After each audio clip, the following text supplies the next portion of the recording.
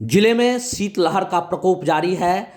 कई ट्रेनें 8 से 10 घंटे विलंब से पहुंच रही है, तो कुछ ट्रेन खुलने में भी 8 से 10 घंटे देरी से खुल रही है, जिस वजह से ट्रेन में सफ़र करने वाले यात्रियों के लिए काफ़ी परेशानी का सबब बन गया है। इस कनकनी और ठंड की वजह से सभी लोग परेशान हैं। किसी तरह स्टेशन तो पहुंचते हैं, मगर ट्रेन के घंटों 5 घंटे तक विलंब रहने की वजह से यात्रियों को प्लेटफॉर्म पे ही गुजारना पड़ता है, जिस वजह से काफ़ी परेशानी का सामना करना पड़ता है।